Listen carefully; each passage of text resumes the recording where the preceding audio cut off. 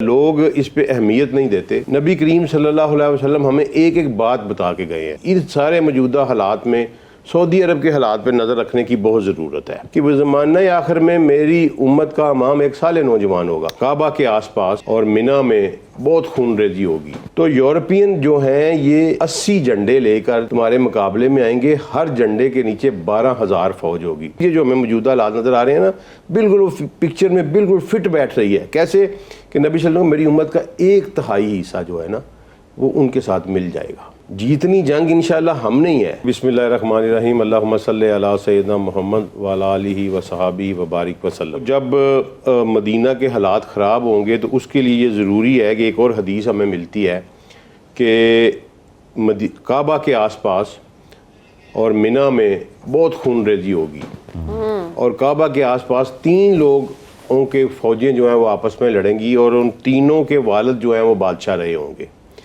اس کا مطلب ہے کہ سعودی عرب میں جو اس وقت شاہی خاندان ہے اس کے اندر ایک خانہ جنگی شروع ہو جائے گی۔ ان سارے موجودہ حالات میں سعودی عرب کے حالات پہ نظر رکھنے کی بہت ضرورت ہے۔ وہ جب خانہ جنگی شروع ہوگی تو اس پہ وہ کہتے ہیں، نبی صلی اللہ علیہ وسلم نے فرمایا کہ ایک شخص جو ہے وہ مدینہ سے بھاگ کر مکہ چلا جائے گا، ایک شخص۔ اب میں آپ کو تھوڑا سا بتاتا ہوں کہ لوگ اس پہ اہمیت نہیں دیتے۔ نبی کریم صلی اللہ علیہ وسلم ہمیں ایک ایک بات بتا کے گئے ہیں۔ سیدنا حذیفہ بن یمان جو ہیں بہت رسول اللہ صلی اللہ علیہ وسلم کے پیارے صحابی تھے، لاڈلے۔ وہ کہتے ہیں کہ میں نے رسول اللہ صلی اللہ علیہ وسلم سے پوچھا کہ یا رسول اللہ، ہم جاہل لوگ تھے، اللہ نے ہمارے اوپر خیر نازل کیا آپ کی صورت میں، کیا اس خیر کے بعد بھی کوئی شر ہے؟ تو نبی صلی اللہ علیہ وسلم نے جواب دیا کہ حذیفہ، قرآن کی تعلیم حاصل کرو اور جو کچھ اس میں ہے اس پہ عمل کرو۔ سبحان اللہ۔ یہ 3 دفعہ نبی صلی اللہ علیہ وسلم نے کہا۔ اس کا مطلب ہے کہ اس خیر کے بعد جو شر آنا ہے اس کی ساری ڈیٹیل ہمیں قرآن میں ملے گی، اور نبی صلی اللہ علیہ وسلم کہہ رہے ہیں کہ اگر تم اس شر سے بچنا چاہتے ہو تو قرآن کی تعلیم حاصل کرو۔ تو میری گزارش ہے تمہارے تمام دیکھنے والوں سے کہ وہ قرآن کی طرف رجوع کریں، حدیث کی طرف رجوع کریں۔ تو وہ بندہ، جب ایک بندہ جو ہوگا وہ مدینہ سے بھاگ کر مکہ جائے گا، اور مکہ میں وہ کہیں چھپا ہوگا، لیکن اس وقت وہ کوئی اتنا بڑا بندہ نہیں ہوگا، لوگ صرف اس سے متاثر ہوں گے، کوئی نیک آدمی ہے، میرا مطلب ہے کوئی حکومتی عہدیدار یا بادشاہ وغیرہ ٹائپ ایسا نہیں ہوگا، لیکن وہ پہچان لیا جائے گا، لوگ اس کو کے ہاتھ پر بیعت شروع کر دیں گے، اور وہ امام مہدی ہوں گے۔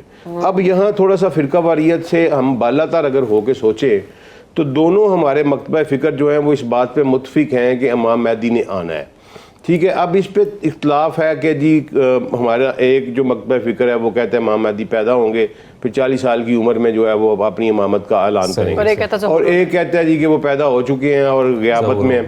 اب یہ دونوں چیزیں پاسیبلٹی ہے، مثلا اس پہ کوئی لڑائی جھگڑا نہیں کرنا چاہیے۔ دیکھیے اللہ تو ہر کام کر سکتا ہے نا۔ اب یہ کوئی چمبے کی بات نہیں ہے کہ 1200 سال سے اگر وہ پیدا ہو، عیسیٰ علیہ السلام بھی تو 2000 سال سے کسی کہاں بیٹھے ہوئے ہیں نا، وہ زندہ ہی ہے نا۔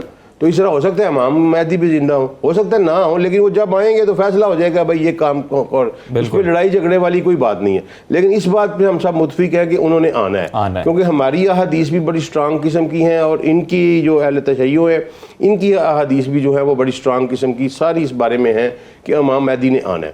اب امام مہدی جو ہے وہ ان کا ذکر بڑا اچھے الفاظ میں بخاری میں کیا گیا ہے کہ وہ زمانہ آخر میں میری امت کا امام ایک صالح نوجوان ہوگا۔ کوئی ایسا ایکسٹرا آرڈنری نہیں ہوں گے، اللہ ایک ہی رات میں ان کی صلاح کر دے گا۔ لیکن اس کے بعد کیا ہوگا؟ اس کے بعد یہ ہے کہ مہدی جو ہے وہ اسٹیبلائزیشن لے کے آئیں گے جزیرۃ العرب میں، اور واپس پھر مدینہ کو اسٹرانگ کریں گے۔ مدینہ جو اس وقت خراب ہو چکا ہوگا واپس مدینہ کو اسٹرانگ کریں گے۔ لیکن وہاں پھر ایک بات آتی ہے، نبی صلی اللہ علیہ وسلم نے کہا کہ رومی، ٹھیک ہے جی، روم جو نبی صلی اللہ علیہ وسلم کے زمانے میں یورپ کو کہا جاتا تھا، تو یورپین جو ہیں یہ 80 جھنڈے لے کر تمہارے مقابلے میں آئیں گے، ہر جھنڈے کے نیچے 12,000 فوج ہوگی، میننگ دیر بھائی 9,60,000، 1 ملین کی آرمی جو ہے نا وہ لڑنے کے لیے کہاں آئے گی؟ شام میں ایک جگہ ہے دابک، اور اماک بھی، اس کو 2 نام ہے اس کے، اماک اور دابک۔ آج بھی وہ ایک بہت بڑا میدان ہے، بہت بڑا میدان ہے، اس میں وہ آرمی آئے گی۔ وہ آرمی، اب یہ دیکھیں اگر جیوگرافی کو اسٹڈی کریں تو وہ آرمی وہاں کیسے پہنچے گی؟ تو یورپ سے وہاں تک پہنچنے کا ایک ہی طریقہ ہے کہ وہ استنبول پہ قبضہ کر کے آئیں گے۔ بالکل، یعنی استنبول ہمارے ہاتھوں سے نکل جائے گا اور وہ آرمی وہاں پہنچے گی، اور نبی صلی اللہ علیہ وسلم نے کہا کہ پھر مدینہ سے ایک لشکر اس آرمی کا مقابلہ کرنے کے لیے نکلے گا اور وہ اس وقت روئے زمین کا سب سے بہترین شخص ہوں گے، وہ میننگ دیر بھائی وہ امام کے ساتھی ہوں گے، تو وہ نکلیں گے، وہ ان کا مقابلہ کریں گے۔ اس میں نبی کریم صلی اللہ علیہ وسلم نے پھر یہ جو ہمیں موجودہ حالات نظر آ رہے ہیں نا، بالکل وہ پکچر میں بالکل فٹ بیٹھ رہی ہے۔ کیسے کہ نبی صلی اللہ علیہ وسلم میری امت کا 1/3 حصہ جو ہے نا وہ ان کے ساتھ مل جائے گا، 1/3، ٹھیک ہے، اور وہ جنگ سے احتراز کریں گے، دور نکل جائیں گے، بھاگ جائیں گے، صحیح، اور اللہ ان کی توبہ کبھی قبول نہیں کرے گا۔ اللہ اکبر، ٹھیک ہے، اور پھر نبی صلی اللہ علیہ وسلم میری امت کا 1/3 حصہ ان سے لڑے گا اور شہید ہو جائے گا، اور وہ افضل الشہداء ہوں گے، سبحان اللہ، سبحان اللہ، اور 1/3 حصہ ان پہ غلبہ حاصل کرے گا۔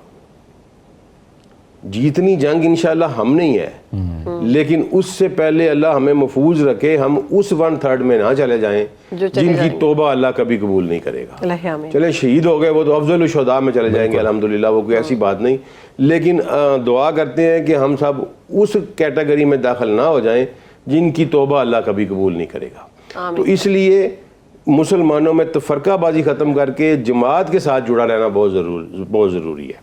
اچھا، جب یہ ہو جائے گا، یہ اس پہ فتح پا لیں گے، لیکن یہ جنگ اتنی بڑی ہوگی کہ اس کے بعد دنیا میں کچھ نہیں بچے گا۔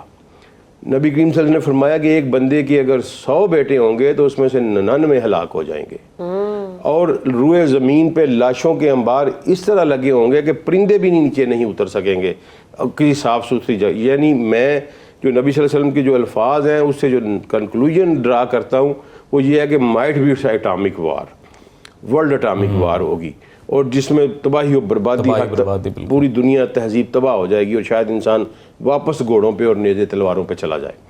اچھا، اس کے بعد یہ لوگ جو ہیں واپس پھر جب وہ اس آرمی کو شکست دے لیں گے تو پھر اپنا استنبول واپس لینے کے لیے جائیں گے، قسطنطنیہ جائیں گے، اور نبی صلی اللہ علیہ وسلم نے فرمایا کہ وہ یہ جب یہاں پہنچیں گے تو وہ بغیر مزاحمت کے فتح ہو جائے گا۔ اس وقت تک رومیوں کا زور یورپین کا اتنا ٹوٹ چکا ہوگا۔ وہاں پہ جب اب یہ فتح کر لیں گے تو اس وقت کہتے ہیں جی کہ ایک اعلان ہوگا دنیا میں کہ دجال نکل آیا۔ صحیح، تو یہ اعلان ایکچوئل جھوٹا ہوگا، اچھا، ٹھیک ہے، لیکن اس اعلان کی وجہ سے وہ مسلم آرمی جو ہوگی وہ واپس شام کی طرف پلٹے گی، تو وہ جو ہی شام میں پہنچیں گے تو اس وقت ان کا مقابلہ دجال سے ہوگا، اور وہاں پھر ایک جنگ ہوگی اور وہ دجال ان کو گھیرے میں لے لے گا۔ ٹھیک ہے، اب یہ دیکھیں یہاں کہ یہ معاملہ شروع کہاں سے ہوا؟ عمران البیت المقدس سے، ٹھیک ہے، اور اینڈ یہ کہاں پہ ہو رہا ہے کہ دجال نے گھیر لیا مسلمانوں کو۔ اب مسلمانوں کو اپنی شکست واضح اور صاف نظر آنے لگے گی، کیٹاگاری کا انہیں پتہ چل جائے گا کہ ہم اس سے نہیں جیت سکتے، لیکن اس کے باوجود وہ جو ہیں وہ سیدھا اس کے ساتھ مقابلہ کرنے میں اکٹھے ہوں گے ٹھیک، اور پلاننگ کریں گے۔